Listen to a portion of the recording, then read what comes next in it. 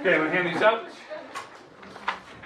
Not here, then we get them. I guess that's how it works. I have a note this morning. I don't know how. Like, coming in from it yet. No. Because it's like right after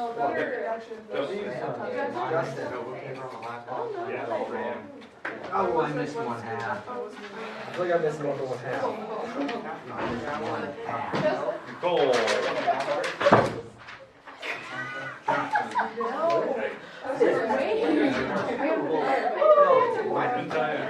What's your name? Good guess. Red. Hey, So cool. Okay, go to Jory. I mean, he had a Hey, I just wanted to realize that -6 Bradley's gone, Mara's gone, Reese is gone, and Ray. Alright. Okay. I don't want to. You just left. They went to the bathroom. Went to the bathroom. Oh, Reese? They went to Twitch for Top Day. They're donating time. Class presidents and vices. So. Alright. So let's go through the test here. It's out of 52, as you can tell. Problem number 1, you're just adding imaginary numbers and constants. You just kind of grouped them up. You didn't actually need the parentheses. It was just there to mess with you. You add -2 and 4, that makes 2. You add the 6i and the -1i, and you get 5i. That's just how it works. The next one, this is the part some people messed up on. You had to multiply by the conjugate of the denominator, because that will simplify your fractions. You can keep that, Macy. That's yours. Yeah. All right, so if you multiply, you have to FOIL, first, outer, inner, last. That makes 16. -12i, +12i, and -9i squared. And what does an I squared mean? -1. -1. -1 times -9 is +9, and the 12i's cancel. Hey, okay. When you get down to the end, the i's on the top were the only thing left, because when you actually FOILed the top, the 12 and the -12 actually canceled out, and you're left with just the -25i. What you're allowed to do is just divide them both by 25 and you get a -1i. And you can just leave it -i if you want. A lot of people messed up the top, because when you FOILed, you forgot an I squared is a -1, and that made the 12 negative. But there you go. It was out of 5 points because there was 5 steps to actually do it. So there you go. Next one, number 3. This problem, you had to move the 2 to the other side because you have to get the numbers with their respective variables. And once you have that, then you can read off the vertex. The vertex is the number with the x, the number with the y. So there's your vertex, 3 over 2 up. And it's going up. Now, how do I know it's going up? It's positive, right? The parentheses is positive. So it's definitely going up. So there is no x-intercepts. I could have just wrote that down. No x-intercepts. In fact, if you did the quadratic formula, I almost said Pythagoras again. If you did the quadratic formula, you get a -8 in the square root, which is an imaginary number, so there's no x-intercepts. But now, the y-intercept, you just plug 0 in. Plug 0, that's -9, or that's -3 squared, which is -9, or +9, and then you add 2, which is 11. That's just how you do it. It's like 1 second, you're done. Move on. Okay, random point. Why I put a random point? It's the one across the y-axis, across the axis symmetry. So that's how you graph the quadratic. Now, number 4 took more steps. If you actually look at number 4, there's actually quite a few steps because you have to complete the square first. The most common mistake people made on completing the square, you forgot to add the number to the other side as well. I had a lot of people, they just had the x squared minus 4 and they tried to factor out an x. You can't do that. You have to complete the square. So you get a parenthesis so it looks like number 3. And so when you complete the square, it's half the middle squared. You add that to both sides, and yes, you have to add it to both because you are making up that number and you have to keep the equation balanced. And so I get the -2. And so my actual vertex is 2, 2. And it's going up. The parenthesis is positive. It's going up, so there's no x-intercepts again. I've made it that way, so it's very easy. And if you actually do the quadratic formula again, you got square root of -8 again. And so it's imaginary. But the x-intercept, if you just plug in 0, or the y-intercept, if you just plug in zeros for the y-intercept, you get 6. Like how easy is that? That's pretty simple number. The hardest part was completing the square, and that gave you extra points. Okay. It gave you extra points? Yeah, compared to number 3. 3 was only worth 4, this one was worth 6. I thought you meant like not extra credit. Alright, now, moving on. Number 5. Okay, you have to explain where the tails go. They go opposite directions. Okay? That's good. Okay. Let's see, where did I... May I have your attention, please? Jamie from Athletico is now ready for any juniors or seniors that need to be here. Go back. Okay, now, all right. Now, hey, the tails go on this one, they go opposite directions. The reason why. What's your greatest power? Greatest degree? 3. It's an odd power, so the tails go opposite directions. The right side goes up, the left side goes down. I was going to count that off if you didn't explain that in words, but a lot of people have said they go opposites. You have to be extremely careful with that because opposites can mean anything. I drew a little picture for you. Yeah, no, I like the pictures. So, all right, Y-intercepts. Just like the last one, you plug in zeros, Y-intercepts 3. Pretty easy. It is not symmetrical because when you plug in you do the symmetry test, you plug in negative x's. This is what you get because you plug in negative x's to all these spots, and the only ones that keep the negative signs are the ones with this. And when you compare this to the original, it's not the opposite and it's not the same, so it's not symmetrical. Shh, hey, stop chanting. Okay, number 6. So number 6, you have to find the zeros. You have to factor this thing apart. Once you factor it, I pull out a common factor of x, then you can do the difference of the trinomial rule. And once you get to here, you can see your two roots are 0 and 1. And it bounced off of 1 because the power, the multiplicity test said it was the power of 2. So it bounced off of that and it passed through the x at 0 because that had a multiplicity of 1. The highest degree was 1 on that one. So even powers it bounces, odd powers it would pass through when you're doing the multiplicity test for a polynomial. Now, number 7, you have a long divide. This is what you get. The most common mistake people made. Zeros here. And this is a silly mistake. You had zeros, right? Forgetting to put all of the zeros. That was a common error. The next common error. When you actually take this top row by, let's say, 1. You don't get 1s here. You get zeros. Okay? Next thing, on the next line, when you get down to here, you had to multiply by 4. And it had to be negative. You had to make it a negative 8. And you go across, and yes, you get zeros again. And you subtract straight down, you go, and then when you get to the next line, you have to multiply by 1, and whatever you get for the end, that's your remainder. A lot of people wrote the remainder wrong. How do you write the remainder wrong if you did all the work right? They just don't know how to write the remainder. I guess. So, there you go. You can just walk it up. What the heck? Going way overboard there. Alright, so just put that back. Oh, no, the eraser. Oh, the eraser. I do need that. Alright, okay. Number 8, let's go to that one. And again, you can check the work if you want to see how I did mine. Like, you want to be more specific, you can see there. Number 8, synthetic divide. So the number that goes in the house is a -6. The numbers across the top, you have to put them in order. 1, -6, 1, -6, and 0, because there's no constant. And yeah, I had to rearrange. I even warned you on test day. Like, you need to have the zeros, and you have, and then we're going to do the day before, and you have to put them in the right order. A lot of people forgot the 0, so you didn't have your remainder term. Okay, so when you drop down, you multiply by the box. Drop straight down, multiply by the box, drop straight down, multiply by the box, and you keep doing that, and yes, you get to an insanely big number. And by the way, they're all homework problems. I didn't make up any of these. They are all homework problems so far, especially that one, because remember that one was goofy. Why did you make it be such a big number? Because I want to see how many people would trust their work. I trusted my work, but it was wrong. Yeah. You forgot the 0, didn't you? No, I multiplied 2 negatives and got a negative. Yeah. All right, number 9. Number 9, you have to list off all the potential roots, the possible rational roots. So you use the 6 and 2. You make every combination of using the constant term on the top, the leading coefficient on the bottom. You make every combination, which are these. And so there's a lot of numbers we have to check. I just grabbed one. I used 3 because I knew that one was going to work. So once I tried 3 and into the division, this thing is called a reduced polynomial, and those are my remaining roots. And all I have to do is factor it apart to get to here. And it is factorable. I could have done quadratic formula again, but I don't know. Some people did, and you're correct. But I just factored it apart, and those are my remaining roots, and they all work. And if you plug them in, yes. And I even had people, and you can actually see I did do synthetic division.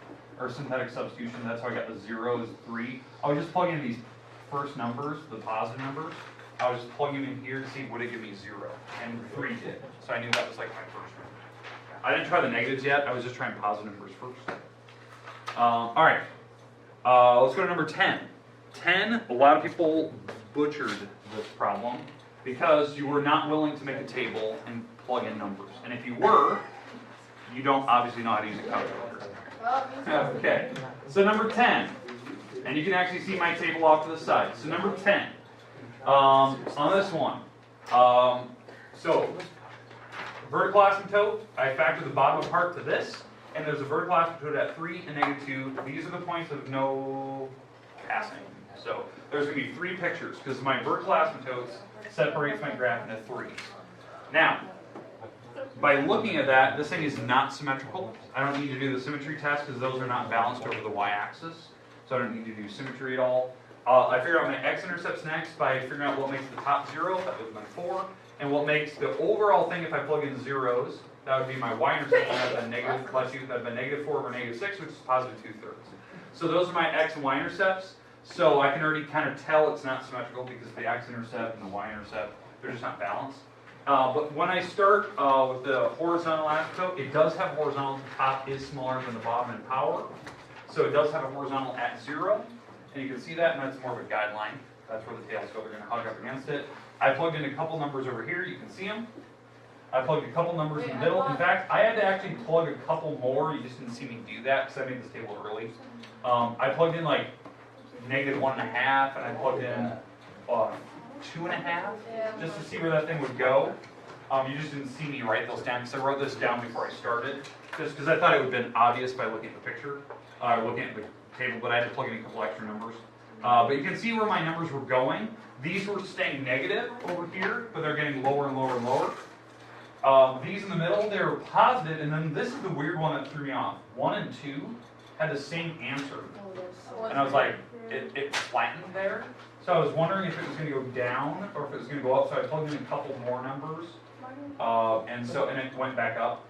And then 5 and 11, I just plugged in a couple numbers over here to see what it would do, and it went up and it came back down and hugged against the x. Why? Because it's kind of pretty. I like it. Question? This is the horizontal asymptote. When is it like the top number and bottom number? Only when the powers are equal. When they're equal? When they're equal. Oh, I did that with this one. Yeah, You some counted it, some right? people did. I had the Yeah, wrong like- asymptote. You counted it. You got it. It was probably really close to 0, though, wasn't it? 1 I did it up. 1 over 1. I like your It was yeah. close. So you just wrote the front of it? All right. Back from this section? We will, yes. I'll probably hand back to tomorrow. Yeah, I redid something. Yeah, I don't so- think you ever corrected it. All right. I'm getting to it. So, all right. There's your test. It's out of 52. If you want to retake it, you have to come in the morning. Do not email me. Do not talk to me in the hall. Just show up in the morning. If you don't show up, you don't get to retake it. You have 1 week from today if you choose to retake it. 1 week.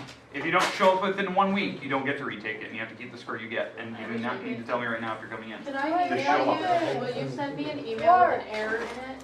A what? An error? Like something, a mistake in it? No, I'm not going to help you with your English Okay. grading. You could. So, You could. all right. It worked. Trust me, I sent enough errors What, is anyway. there 4 What? games tonight? There are 4 games. Yes, question. 7:30. Yeah. Okay? All right, there you go. Those are your tests. You can keep them, put them away. They're yours. I don't care about them. Now, if you're going to retake, you have to bring it back. Because I need to see what the original test was. What's it called with their 4 games? Quad. Okay, all right, here we go. What are we doing? Here, talk about notes today. We're actually learning stuff? Yeah, it's crazy. It's math class. So, okay. Hey, here we go. All right. What we discussed yesterday.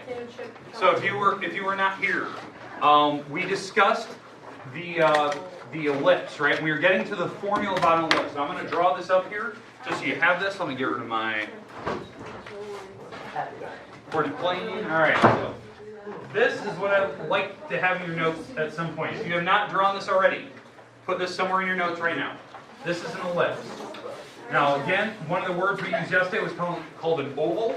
It's kind of like an oval, but the more specific an ellipse is, it's called a regular oval. It's perfectly symmetrical. Ovals don't have to be. An ellipse does. Now on this particular one, if we go longer this direction, this is called the major axis. It's the axis you're going longer. It's stretched. Then the other one is called a minor axis. We talked about that yesterday. Okay, now, the goal was to get to your formula. And we started this yesterday, and I was just having you watch. That's fine. But when we get down to the very end, I'm going to have some people tell me what we got to eventually yesterday. We need to get to the formula. So on this graph, there was a focal point. We call this F1, and we call this F2. Now, the focal points are the spots where, like in a solar system, where the sun would be sitting. Potential. If it was binary, there would be two suns. Okay? And so the idea that these are my points, and the distance to the actual circle itself, the oval I should say, or the ellipse, the distance here, well, let's call this D1, and this distance is D2. Those distances, when you add them together, is a constant. Okay? Now, what we discussed yesterday is what they add up to be when you add the two distances. It's always what they call 2a. What this a term is, and this is what we discussed yesterday. The a term is the distance from the center along the major axis, the center to the ellipse. That is your a term. It's the major axis number. Now, why they say 2a, why they're doing that, is that's the diameter all the way across. It's like if this is a, then this is 2a's all the way across. But there you go. And what we discussed yesterday was like if I gave these coordinates, let's say that this spot right here, I think I called it like C comma 0, and this was X and Y, and this was negative C comma 0 over here for that focal point. We figured out the distance formula, and we were simplifying it all the way down until I got to one point. And I think, Nicole, you said you had it written down, or somebody did. Who had that? Okay, Sam, give it. X squared c squared Okay. plus a to the fourth equals a squared x squared plus a squared c squared plus a squared y squared. Okay, squared, y squared. Okay, and we got to this point yesterday, and what we did is we're going to move some stuff around, and I want to get to my final formula. So again, if you're watching, what I'm going to move first, now this is going to seem a little weird, I'm going to move anything with an x and a y to the other side. It's kind of like a standard form, right? I want to get x and y's to one side of that equation. I want to move anything that doesn't have an x and y to the other side. Those are the constants. Because on this graph over here, a and c are just numbers. They're digits. So this is just a digit, and those are just digits. So I'm going to move those to the other side. Now when I do this, I have x squared, c squared. When I move this over, it becomes a negative a squared, x squared. And when I move that over, that becomes a negative a squared, y squared. Okay, so I moved that term and that term over, they became negatives. This term moved over, it joined the a squared, c squared, and it also becomes negative.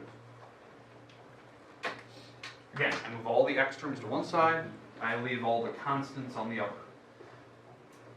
Now again, if you're just watching, I'm trying to come up with the actual formula, like the set formula that we use for ellipses. And then the goal today is once we have our formula, I'm going to do an example, like a practical application problem. Something that's a little bit out there, but we can kind of show you what we mean by it. Are you going to factor stuff out? Yeah, we'll eventually factor. Yeah, so that's what we have to actually do here. So on this particular problem, I'm going to factor like these two things have something in common, and back here, these have something in common. Now the reason why, these both have x's. What? So I'm going to factor out the x's. So if I factor out x squared, in fact, I'm just going to put them in the back, because that's my variable. I'm going to factor out x squared here, and that's c squared minus a squared. Because they both have x squares on them, so I'm going to pull that out. Now, this thing right here is just a number. Just think about that, that's just a digit. So I'm going to leave that alone. The a squared, y squared, I'm going to leave alone. And in the back, they both have a squared in common. Let's take that out. So if I take out an a squared from both, that's what I'm left with. Okay, so again, if you didn't hear Nicole, we're factoring, right? Oh, then you can cancel them out. Certain things. We're going to eventually, like I can't just divide it because not everything has the same terms. No, just divide this e squared, a squared. Oh, divide this over? Yeah. Well, then you'd have this item on the bottom as well. No, just like cross them out. No, you can't do that. So. All right. What now? This is the part. Now, Nicole already noticed. Nicole, what was the part that you noticed that they both share? C squared, a squared. Yeah, they both, like, the two sides actually had that. Now, what I talked about earlier is this thing is just a digit. It's a number, right? Because how I know that? C is just the distance from here to here. That's C. And A is just a number. It's from the center to the ellipse. Now, which number is bigger, C or A? A is. That is a negative number. Think about it. It's negative. C squared, it's just a digit. And I'm going to subtract A squared, and that's an actual negative number. It's negative. That's weird, right? That's a negative number. And that one over there is a negative number. So what I'm allowed to do, and this is a property of number theory, that if you know that this number is negative, because we know that, right? C is a small number, A is a big number, and we're squaring them, it makes them even bigger. And when we subtract this negative, you are allowed to switch them. You're allowed to switch them, and if you know that the number is negative, you just put a negative sign outside. That's a property of number theory. So if you switch them, you have to make it negative if you know the number is negative anyway, because that's the same number, right? It's kind of like doing absolute value numbers. You're getting the same result. Does everyone understand how I did that?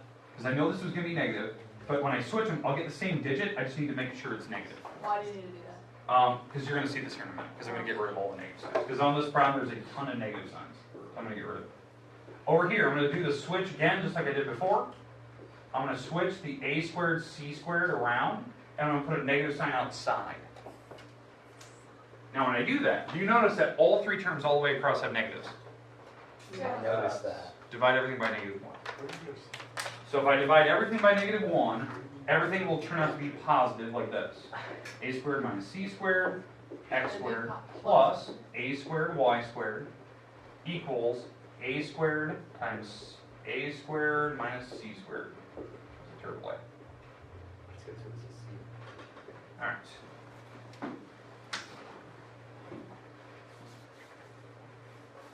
Any questions with how I did that so far? Now, now that we've divided everything by negatives, we know this is going to actually turn out to be positive now because the negative sign went away. This turned out to be positive, that turned out to be positive. But this thing, what is this thing what we were talking about earlier? Number. It's a number. It's just a digit, right? It's a number. Okay? What I'm going to do is I'm going to take that out because I don't like the parentheses. Even Nicole said, I want to get rid of it, right? Yeah, let's get rid of it, but let's substitute something in there that maybe is a little bit easier to look at. I don't like looking at the parentheses. We notice that they both have the same parentheses, but I still don't know what that number is. So I'm going to pick a different letter to represent that. Q. I want to pick B. We haven't used the letter B yet. I'm going to use that. So I'm going to substitute for A squared minus C squared. I'm just going to put a B squared in for it. The reason why, I don't like the look of it, and I just want to make it easier. And all this is just a number. It's a digit. Okay, so it's just going to represent this thing. That's all I want you to think about. I'm just going to plug it in. It'll make this thing easier to look at, so you can see it. So b squared x squared plus a squared y squared equals a squared b squared.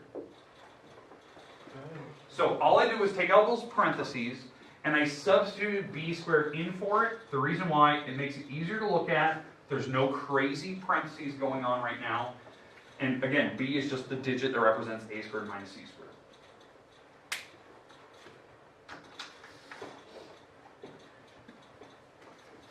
And the last thing, and this will get me to my actual formula. We know that the b squared is a number, a squared is a number, and this thing over here is a number as well. We know that, because they're just variables, so they're just numbers in this particular case. They're digits. What I'm going to do is I'm going to divide everything by a's and b's. The reason why is it will cancel out everything on this side, so the a and b's basically go away. And I'm going to divide this thing by a and b. Now, what I'm going to divide by is the important thing. I'm going to divide that whole mess by a squared b squared. So let me write this down so you can see this. So b squared x squared plus a squared y squared equals a squared b squared, right? And that's my formula that I'm at right now. I'm going to divide everything by an a squared b squared. A squared b squared. Divide this by a squared b squared. And what it will do is it will simplify this whole equation down. And the reason why I'm allowed to do that is the property of equality. I'm keeping the equation the same by dividing both sides by the same numbers, I should say. And this will simplify, because what happens here in this first one? Yeah, the b squares are gone. So there's no parentheses like Nicole was saying, because that b squared was a parenthesis. It was this crazy thing earlier. In the middle, a squareds are gone. And over here, everything is gone, so what's left on that side? Oh, no. Yeah, a 1. Just a 1. And so this, right here, is your formula I'd like you to write down. This is the formula for an ellipse. Seems like a That lot is of the work. part that I'd like you to have in your notes. All that work for a simple formula. Now, what you were actually seeing there, we are deriving the formula from the actual distances, the definition of what an ellipse means. That the distances from a focal point to a point on the ellipse, when you add the two distances together, that is a set constant. So that formula should be in your notes somewhere. A squared, x squared over a squared plus y squared over b squared equals 1. The goal today is to discuss what that is. Obviously, we talked about the last day how we came up with it. But what does it actually mean? When I look at that, I know instantly what that thing's telling me. Okay, so that's what I want you to learn. I want you to learn the shortcut today so you never have to do this stuff in your homework. You need to memorize that thing. Will you put it on the board for test day? Yes. Oh. But here's the problem. I won't tell you what the pieces are. You have to actually memorize what those things Okay, tell I you. can do Okay, so here we go. So let's discuss what this all means. So I'm going to leave that formula in the little box there, and I'm going to just use some random digits so that we can get kind of an example of what that thing does. Okay, and I'll try to show you a practical purpose of something that is real life, and it's something that you guys hopefully will never have to ever deal with. But it is something that I do want to show you, and it's something that I actually experienced once in my life, and it still makes me laugh that I actually had to experience it once. All right, so here's the idea. So x squared over a squared, y squared over b squared equals 1. This is the generic formula for a parabola. Wait, I thought it was an ellipse. Or ellipse, sorry, ellipse. Okay? And what this means, when I look at this, A is the major axis. So, how I look at this, whatever number is larger, A or B, whatever number is larger, that is your major axis. And it tells you which direction we're drawing it. So in this picture, which one is the bigger number? Major. A, right? A is the bigger number. Now B is not even on this picture. B, if you don't know, let me get rid of all this extra stuff. B on this picture is actually this distance. It's actually the minor axis. I just didn't tell you that earlier. I said I made up the letter. It's not really made up. It's actually the minor axis. It's the difference between the A and the C. So you lied to us. Yeah, a little bit. I did a little bit. But anyways, the A is actually the bigger number. So when I look at this picture, whatever number is bigger, that's which way you're stretching your ellipse. So somebody give me a perfect square number that's kind of bigger. 4. 16. 16. Let's go 16. Okay. All right. So 16. Now, give me another perfect square number that's 244. smaller than 16. 4. 4. Okay. I'm gonna go with 4 9. Actually, let's go 9. I like the 9 number. Oh, what the Okay. heck? Sorry. We're gonna use 4 here in a second. So, all right. Which number is bigger? 16. So I'm stretching along the x. How I know that? It's below x. So it's stretched this way. Whatever number is bigger. That's when I look at that, I instantly know which way it's stretched. It's stretched along the x-axis. In fact, what I know that number is, what is the square root of 16? 4. 4, that's the number you guys are saying. That is this number right here. So this spot is 4, 0. I can tell it instantly right where the edge of my ellipse is. And then over here, this spot is negative 4, 0. It's perfectly symmetrical. It's a regular oval, right? Regular means equal in angle and measure, everything. It's the same. Okay? And then the B number, well, what's the square root of 9? 3. That's how far up and down you're going. So this is 3, and this number is 3. So that means this dot is 0, negative 3. This dot is 0, 3. Up to here. So just by looking at that formula, I instantly know how to draw it. Yeah. Bless you. Thank you.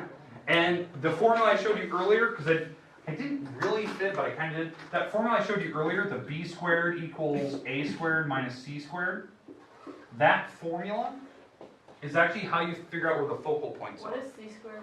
C squared is the distance, well, c is the distance from the center out to your focal point.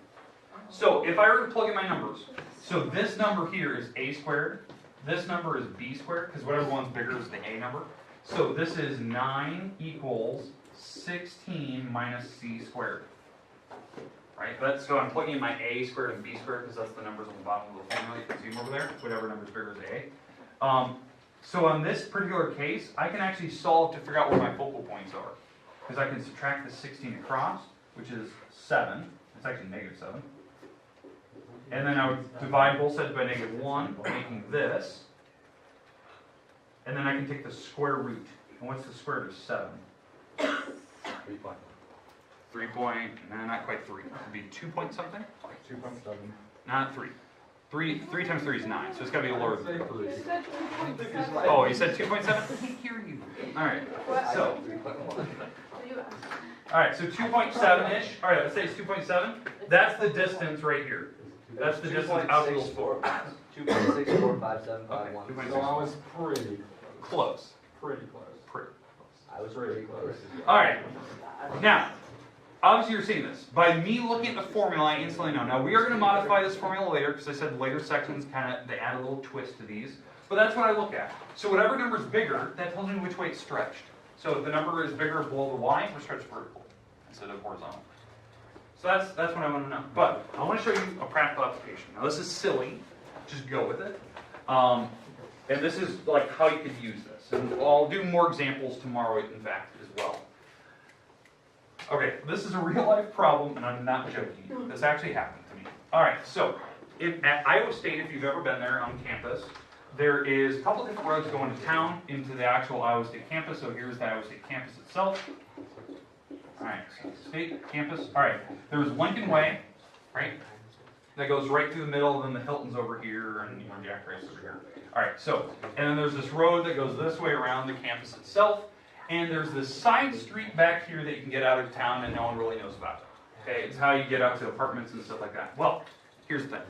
My father was picking me up one day from college because my car was broken down at the time. He was picking me up, and we were taking this back road, but he was picking me up in his truck, his semi. Okay, he was picking me up from school because he's a truck driver, and he was picking me up as he went through Ames. It was perfect time. So he's in a semi. Picture this. Semi is like 13 feet tall, right? It's big. It's huge. He doesn't have the trailer on it, but he's in the cab, right? So it's huge. And he's picking me up, and what I didn't realize is right here where this town, like this thing wraps, there is an actual bridge here for a train. And on that, so if you actually look at that thing, it's this. And we're coming up on it in his semi, and it has marked that this thing is 14 feet tall. Okay? And his semi is 13 feet. So he's like, okay, we're fine, right? But he goes, what is this point? Because it's coming back down. Am I going to hit it or not? So you did the math in your head? No, that was the thing. He was like, he yelled at me, number one, because he was like, he didn't realize there was a bridge there and I should have known better, which I didn't. I just said there was an easy way to get out of town. And so he took it. So he had to stop in the middle of an intersection and do like a 3-point turn in a semi and go the other way because he didn't want to try. But the math part of me said, I can tell you if you can get under that truck. Because that was the whole point of my learning math, was that I can do that problem. Because roads roughly are about, let's say it's about 18 feet across, it's about 9 feet, roughly. 9 feet, 9 feet for a road. Okay? And so what I'm trying to figure out is, if we imagine this is 0, 0. Again, this is really stretching, but I actually did this. This is 0, 0, imagine that, right? So this spot here is 9, 0. And this spot up in the air, we are trying to figure out, is this spot right here where his truck would be, is this spot 9, 13? Would his truck clip the bridge if he stays in his lane? Now, if you go in like the middle of the lane, which he's not allowed to, but if you go in the middle of the lane, you could possibly I fit. mean, if there was no one there, why didn't Yeah, I mean, but there is. There's heavy traffic on Oh. the street. Because all the kids know it, so they use it constantly. Oh. But here's the idea. Could the math actually tell me, could he fit? And I'm not joking. That is a real life story, and I got yelled at very many times for that. Because he was very mad. Because he had to do a stupid 3-point turn, which is super illegal in a semi. Okay? All right. Did he get caught? No. Then he's fine. So yeah, he's fine. He was not happy at the time. But that's something that we can actually check. Because that thing is actually an ellipse. It's an ellipse, you just don't see the other side. So we can actually tell which direction it's going. It's actually shorter this direction than it is longwise. So that tells me if I'm going to write my formula, it's this. And the numbers on the bottom are made using the 9 and the 14. And I can actually put those numbers where they need to be. Okay? And that's something we're going to look at how Wait, so is possibly X more. always the bigger one? No, it's whatever one is bigger. So on this particular graph, which number is the taller one? 14. The Y. 14 right now, but here's the thing. You have to think about the whole distance across. So this would be like, if we went all the way down the ellipse, that'd be 28. And this would be 18. So it is taller length, or vertically wise. So the bigger number will be under Y. And that's what we're going to look at tomorrow. We're actually going to do this problem and see, would he actually fit, or am I breaking a bridge and we're going to have to buy the bridge? Okay, I think it'd break your something like that. okay, yeah. But you have to pay for the bridge damage, which is super crazy expensive. They charge you for the bridge. So, You wouldn't damage your bridge. you wouldn't, but they'd still charge you for it. So, all right. But there you go. We're going to do that problem tomorrow because we only got about a minute left. That was a roller coaster.